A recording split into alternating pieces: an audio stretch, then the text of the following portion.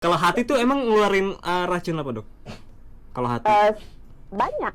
Prinsipnya semua racun yang sebenarnya nggak cuma racun ya, sisa metabolisme, zat kimia, apapun yang tidak balance di dalam tubuh kita berusaha dibalance, diseimbangkan melalui berbagai organ ini gitu.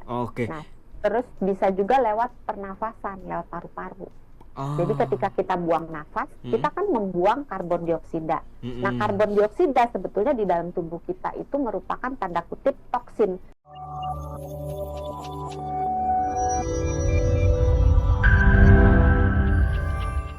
Sebenarnya apa sih yang dimaksud dulu sama detox, Dok, secara medis? Sebetulnya kalau dicari istilah detox secara langsung itu di dalam tubuh kita itu sudah melakukan tanpa bantuan jus atau suplemen atau apapun dari luar. Tubuh kita secara otomatis mempunyai beberapa lapis, beberapa organ yang bisa berfungsi sebagai detox gitu, alat untuk detoxnya. Apa tuh kalau di tubuh tuh? Organnya, coba tebak. Organnya adalah lambung. Salah satunya. Oh, salah satu, bener ya? Jadi, bener. Jadi usus. Dari luar, iya usus. Usus. Dari luar tuh mulai dari kulit dulu. Oh, kulit itu termasuk organ buat detox juga ternyata? Iya, bingung kan? Nah, gimana caranya deh? Kenapa kulit bisa Karena jadi? beberapa racun, beberapa toksin itu dikeluarkan melalui keringat. Oh. Ingat nggak waktu kita ngebahas soal mikroplastik? Oh iya, yang itu konten YouTube ya? Ya, salah satu cara untuk mengeluarkan mikroplastik dari dalam tubuh kita adalah dengan berkeringat. Gitu. Jadi kulit bisa menjadi organ untuk membuang toksin, untuk detox dalam tubuh kita secara otomatis melalui keringat dan melalui sampah-sampah yang terlarut di dalam keringat itu. Itu terus kenapa alasannya nggak sih, Dok, kalau di kulit itu ada bulu-bulu yang menempel? Itu juga termasuk? Nah, kalau bulu-bulu lebih ke alat untuk menangkal supaya racun-racun tidak serta-merta mudah masuk ke dalam tubuh kita. Nah, jadi bukan untuk detoxnya tapi lebih ke penjaga supaya tidak terjadi gitu. Tapi kalau sudah terjadi maka dibuangnya melalui keringat. Itu yang pertama. Yang kedua, yang terkenal dengan kita harus jaga ginjal karena ginjal saringan kita. Itu termasuk alat untuk detox di dalam tubuh kita yang disediakan oleh Tuhan tuh 2 biji, sebelah kiri 1, sebelah kanan 1. Nah, ginjal itu menyaring sebenarnya nggak cuma toksin ya, tapi berbagai chemical, berbagai zat kimia yang mungkin masuk ke dalam tubuh kita melalui saluran pencernaan, saluran pernafasan, melalui berbagai cara masuk, dan itu bisa dikeluarkan melalui ginjal, melalui berkemih alias lewat urin. Termasuk yang topik mikroplastik, masih ingat gak? Apa tuh? Itu caranya untuk supaya mikroplastik bisa keluar dari dalam tubuh kita itu salah satunya melalui urin. Yang mana itu ditugasnya sama ginjal ya?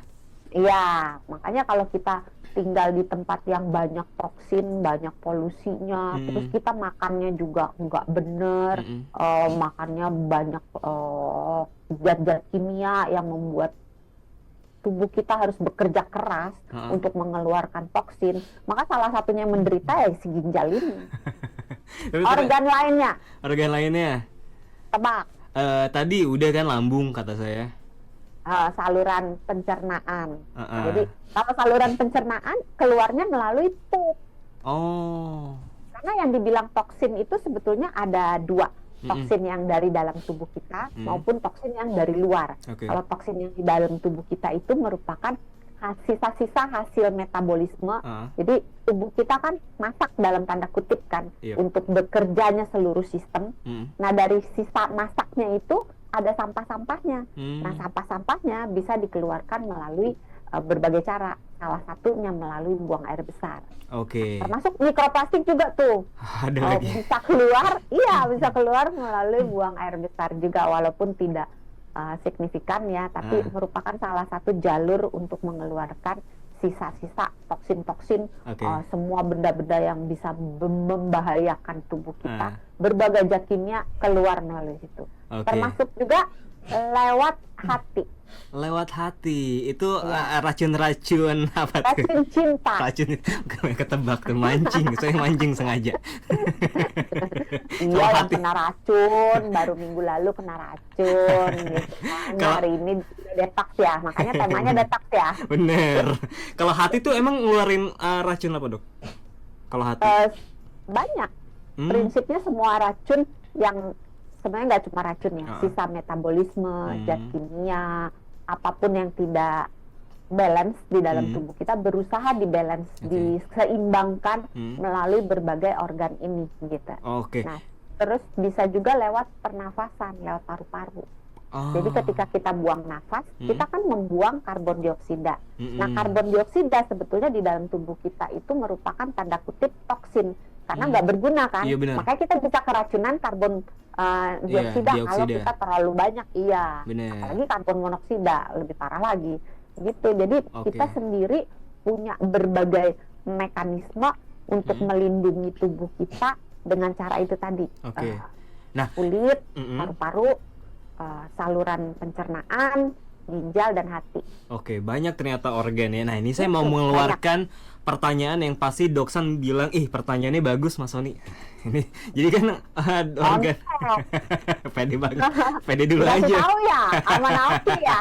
Mana Nafi tuh.